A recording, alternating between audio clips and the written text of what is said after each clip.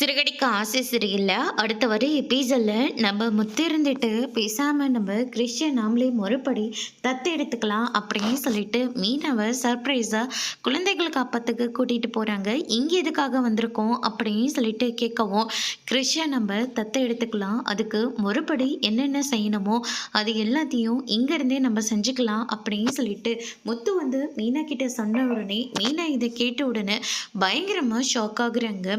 கிறிஷை தத்தெடுக்கிறதுக்கு என்ன ஒரு வார்த்தை நீங்கள் கேட்கணுமா இல்லையா? யாரை கேட்டு இந்த ஒரு முடிவுக்கு நீங்கள் வந்தீங்க அப்படின்னு சொல்லிட்டு மீனா ஒரு பக்கம் பயங்கரமாக கோவப்படுறாங்க.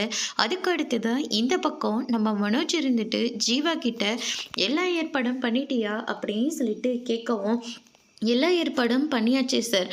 மும்பையில் இருக்கிற என் கசின் கிட்டேயும் நான் பேசியாச்சு. நீங்கள் ஓகேன்னு ஒரு வார்த்தை சொன்னால் இன்றைக்கே கூட அவங்கள அனுப்பி விட்டுடலாம் அப்படின்ற மாதிரி சொல்லிடுறாங்க. அதுக்கு அடுத்ததாக இவங்க யாரை பற்றி சொல்லிட்டு இருக்காங்க அப்படின்னு சொல்லிட்டு நம்ம ரோகிணி வந்து கேட்கவும், வேற யார், நம்ம வீட்டில் ஒருத்தன் இருக்கான்ல கிறிஸ்டின்னு சொல்லிட்டு அவனை தான் மும்பைக்கு அனுப்பிடலான்னு நான் பிளான் போட்டிருக்கேன்.